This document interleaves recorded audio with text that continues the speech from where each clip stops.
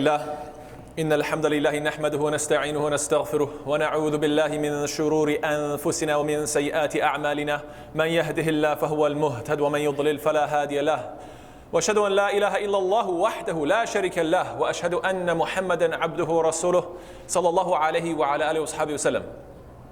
قال الله سبحانه وتعالى في القرآن المجيد بعد أعوذ بالله من الشيطان الرجيم يا أيها الذين آمنوا اتقوا الله حق تقاته ولا تموتن إلا وأنتم مسلمون يا أيها الناس اتقوا ربكم الذي خلقكم من نفس واحدة وخلق منها زوجها وبث منهما رجالا كثيرا ونساء واتقوا الله الذي تساءلون به والأرحام إن الله كان عليكم رقيبا يا أيها الذين آمنوا اتقوا الله وقولوا قولا سديدا يصلح لكم أعمالكم ويغفر لكم ذنوبكم ومن يطع الله ورسوله فقد فاز فوزا عظيما أما بعد فإن أصدق الحديث كتاب الله وخير الهدي هدي محمد صلى الله عليه وسلم والشر الأمور محدثاتها وكل محدثة بدعة وكل بدعة ضلالة وكل ضلالة في النار ثم أما بعد. Alhamdulillah, Allah subhanahu wa ta'ala can do anything. Allah subhanahu wa ta'ala tells us Inna Allah ala kulli shay'in qadir, that indeed Allah over all things is capable and competent. Allah tells us, إِذَا قَضَى أَمْرًا فَإِنَّمَا يَقُولُ لَهُ كُنْ فَيَكُونُ. When He decrees an affair, He only has to say to it, be, and it is. Allah is power over everything. And this requires a little bit of an explanation. When I say everything, the word thing has to be a coherent thing. And this might pose a question in your mind. What do you mean by that?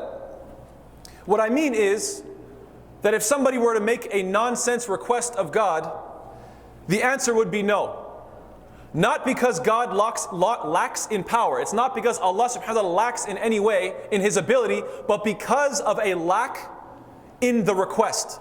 A lack in the coherence of the request. So let's give some examples. Inshallah, you'll see where I'm going with this. Number one, somebody says, God, I want you to make me a blah, blah, blah, blah, blah. Gibberish, just a bunch of random noises. The answer is no. No. God, you're not able to, you're not powerful enough, you don't have the strength to do it. No, the lack is not in my power. The lack is in the fact that you are speaking gibberish nonsense. The lack is in the request. It's incoherent. That's point number one. Let's give another example. What if somebody were to make a request with coherent words and yet the sentence is incoherent? God, I would like you to make me a the to is when. Doesn't mean anything. They are all words, they're all English words, so they should be coherent, but put together they do not make a sentence. Therefore the request is incoherent. What, God, you're not powerful enough to make one? No, the lack of power, there's no lack in my power, the lack is in the coherence of your request. Thirdly, what if all the words are coherent, and even the sentence seems to make sense, but yet there is an inherent contradiction in the terms? For example, somebody were to pray and say, God, I want you to make me a square circle. A square has a definition. A circle has a definition. A square circle is nonsense. You're not powerful enough? No, it's because you're speaking gibberish. Even though the words make sense, even though it sounds coherent, it doesn't. God, can you make me a married bachelor? Look, I can make a human. I can make somebody married, I can make somebody a bachelor. A married bachelor, you're not making any sense. And perhaps one of the most straightforward and obvious examples would be, God, can you make something that both exists and doesn't exist at the same time and in the same place and in the same way? The answer is, no, I can't. Why? You're not powerful enough? No, because you're not, it doesn't have anything to do with my power. It has to do with your lack of coherence in the request. Now, many of you are probably wondering, why are you going through this very detailed description of a thing being a coherent thing and that God has power over all things and can do anything? The reason I mention all this is because it helps us to answer the age-old question, if God is all-powerful and God is all good, then why does evil exist? It seems that this question will never go away. And no matter how many times Somebody comes up to me with that look in their eye like, I know you can answer lots of questions, but I got one today that's really going to stump you. And they always say it so confident, like nobody's ever heard this before, when in reality, since as long as we have the recorded word, it seems that philosophers have been writing about this issue and answering this question. And yet, it still seems to never go away. I'm sure most of the people in the audience, if they were asked this question, wait, you believe God is all powerful and God is all good, and yet He allows for evil? Most of us don't know how to answer it. In fact, maybe even some of us are questioning our own deen because of this. So, how do we answer it? The simplest answer is what? Because without some evils, certain goods couldn't exist. Without some evils, certain goods could not exist.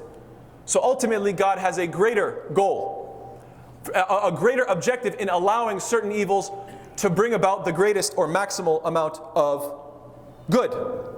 Let's give some examples. Without need or want or suffering, there'd be no such thing as charity. Could you imagine? How could you give charity if there was nobody in any sort of need or want or suffering? You couldn't. Charity would not be possible. Without the danger of pain or war or conflict, there is no ability to be brave. Bravery, the good of bravery, could not exist without a certain level of evil. Without temptation, there would be no ability to resist temptation, and so on and so forth. We can give so many examples like this. This is what makes the human being better than the angels. This is exactly why the angels bowed down to Adam alayhi salam, because they can only do good. Angels may have free will. It's very possible that angels do have free will, but all their options are good.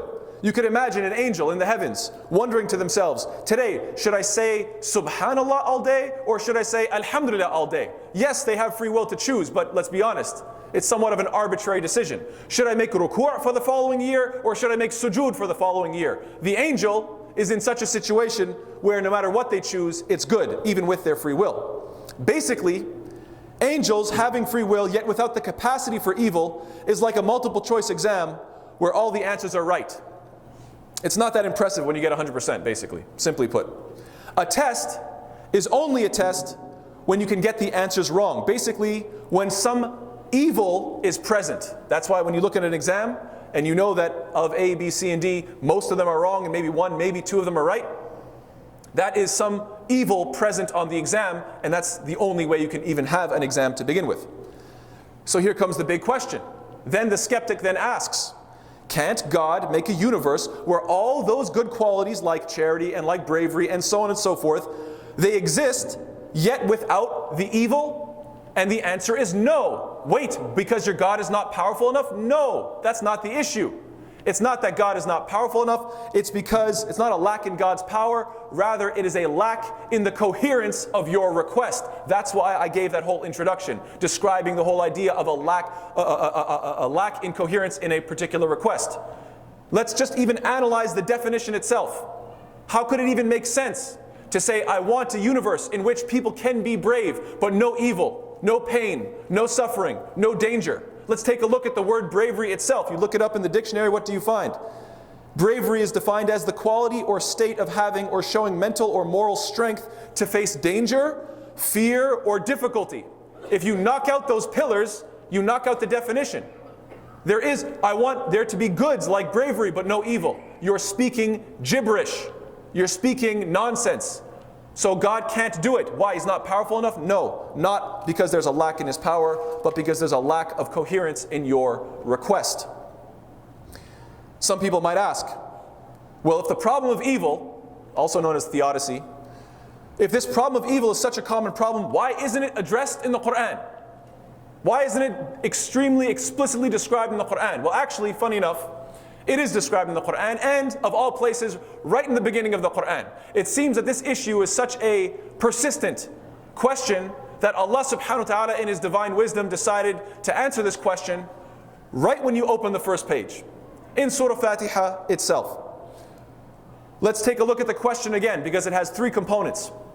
If God is all powerful and God is all good, then why is there evil? Right? That's the three components. Allah subhanahu wa ta'ala begins this Quran and begins Surah Fatiha, Alhamdulillahi Rabbil Alameen. That yes, indeed, all praise is due to Allah, the Lord of the worlds. In meaning what? That God is all powerful. Check. First box checked. God is all powerful. Number two, He's Ar-Rahman Ar-Rahim, the most gracious and the most merciful, the most compassionate, if you will. Is He all good? Yes, check. So therefore the question then arises in the mind. If He's all powerful, Rabbil Alameen, and if He's Ar-Rahman Ar-Rahim, all good, then why does evil exist? Answered in the very next ayah. Because life is a test. And Allah says, Maliki Yawmiddin, because He is the master of Judgment Day. And this indirectly answers in two ways. One, it lets us know that life is a test, and a test must allow for the possibility of wrong or evil, or else it's not a test. That's number one. You could say that temporary evil exists so Allah can test us to make us reach otherwise unattainable levels of goodness. That is the objective there. And number two, the fact that Allah describes Judgment Day means that these evils are not eternal, that this life is temporary, and therefore the evil within it is also temporary. And Allah subhanahu wa ta'ala will conclude it all on Judgment Day. In other words, the imbalance created by the temporary evil will be balanced out on Judgment Day. Judgment Day is essentially the counterbalance that eradicates the temporary evil that was needed for this test called life. And so inshaAllah ta'ala we will continue this topic in the second khutbah. Wa sallallahu ala sayyidina Muhammad wa ala alihi wa sahbihi sallam tasliman kathira.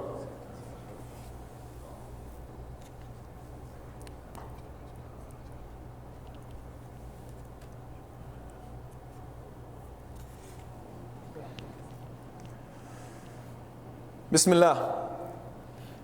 Bismillah walhamdulillah wa salatu wa salam ala rasulillah. There is still another question that remains. Someone could ask, and often do ask, why did God create this test to begin with? Why? I mean, I understand what you're saying. A test isn't a test without some wrong answers and right answers. I get that. I understand that it's contradictory to ask for a test without any evils in it, any wrong answers. Fine. I understand where you're going with all this. But why? Why create the test to begin with? To which I can only give the best answer possible for anybody to do anything out of love.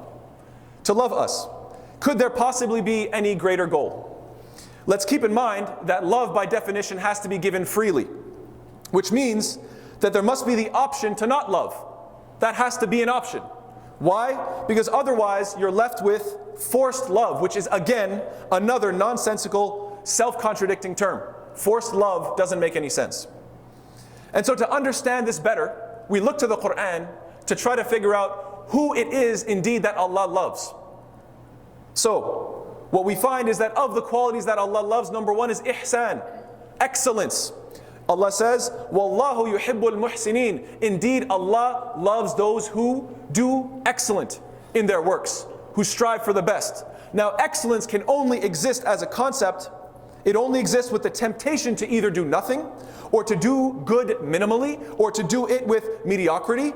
It only overcoming all those temptations and to do something with excellence, then you are doing ihsan. That has to be a choice. And that is what earns Allah's love. Hence the ayah, Wallahu yuhibbul muhsinin. Number two, taqwa.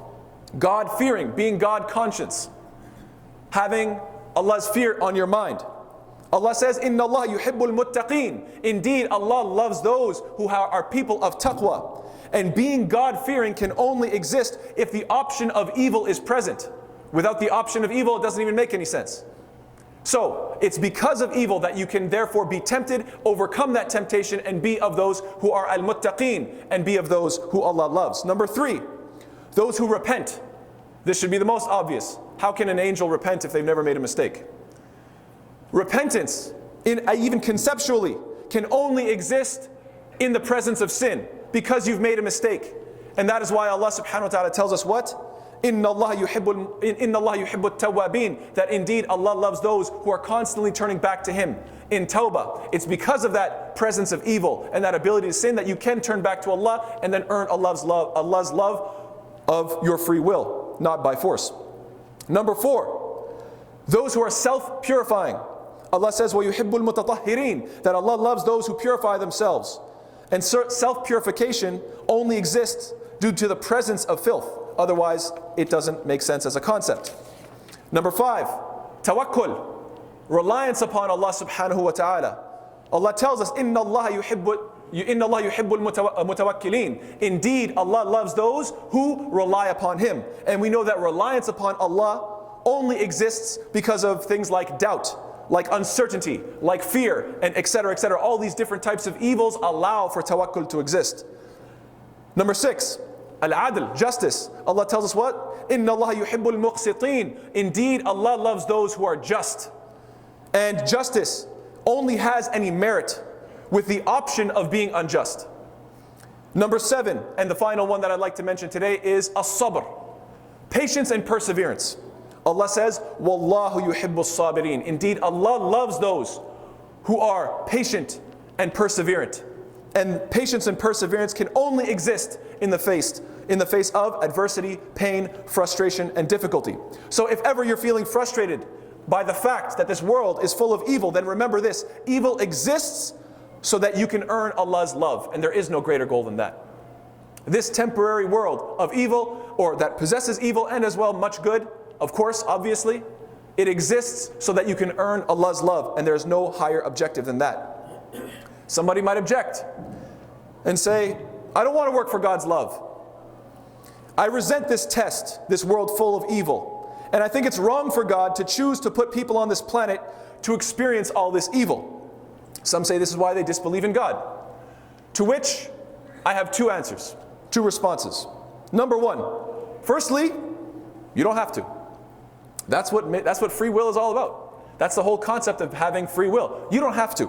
However, me personally, I'm grateful for the good in my life, and I try to be patient with the evil, knowing that it's temporary, and knowing that I've been given the greatest opportunity imaginable to earn Allah's love through ihsan and taqwa and tawbah and tatahhur and tawakkul and adl and sabr, and so I'm going to take my opportunity. You go right ahead and do whatever you want. I'm going to take the opportunity to earn Allah's love through my own free will. And secondly, this is more of a side point, but it's still interesting nonetheless. If you truly believe that it is wrong for God to put people on this evil-filled earth, as you say, then you should never have children. Just as a simple point of logical deduction, because according to you, bringing people into this evil world is immoral. And I always found it interesting that when I watch these debates with various atheists versus theists, skeptics and so forth, they're always promoting this idea that it is wrong for God to bring people onto this earth, and then you find out that they themselves have children. And you just wonder, what's going on here? I thought, is there a contradiction between your public life and your private life? I don't understand how you're consistent. If it's wrong to bring people onto this earth, then don't. Then don't do that. And allow us to take care of that, inshaAllah. Personally, I think it just makes sense that if you believe that life is a cruel joke, which emerged from chaos, that life is essentially a meaningless, purposeless, forced labor camp in which you're constantly working for your own survival until you inevitably fail at surviving because everybody dies, then maybe it's best to leave reproduction to those who firmly believe that their God-given purpose is to strive for excellence, abstaining from evil, repenting from sin, purification, reliance upon Allah, justice, and perseverance, because, let's face it, they have the best shot at making this world a better place. So, may Allah subhanahu wa ta'ala make us of those who have ihsan in our lives. May Allah subhanahu wa ta'ala make us of those who practice ourselves and teach and root within our children this concept of ihsan, and know that it is divinely rooted, it is not just arbitrary. May Allah make us of those who are al-muhsineen. May Allah make us of al-muttaqeen, those who are constantly striving to try to abstain as best as we can from evil. May Allah make us of at-tawwabin, those who when we fall short, we keep turning back to Him. May Allah subhanahu wa ta'ala make us of al-mutatahhirin, those who are constantly trying to purify ourselves, mind, body, and soul. May Allah make us of al-mutawakkilin, those who rely upon Him in doubt and in pain and in uncertainty and frustration. May Allah make us of al-muqsitin, those who establish justice both in our private lives and publicly. May Allah subhanahu wa ta'ala make us of as-sabirin, those who patiently persevere for goodness. Ameen. يا رب العالمين. اللهم اهدنا فيمن هديت وعافنا فيمن عافيت وتولنا فيمن توليت وبارك لنا فيما أعطيت وقنا شر ما قضيت فإنك تقضي ولا يقضى عليك إنه لا يذل من واليت ولا يعز من عاديت تباركت ربنا وتعاليت ربنا آتنا في الدنيا حسنة وفي الآخرة حسنة وقنا عذاب النار وصلى الله على سيدنا محمد وعلى آله وصحبه وسلم تسليما كثيرا وأقم الصلاة.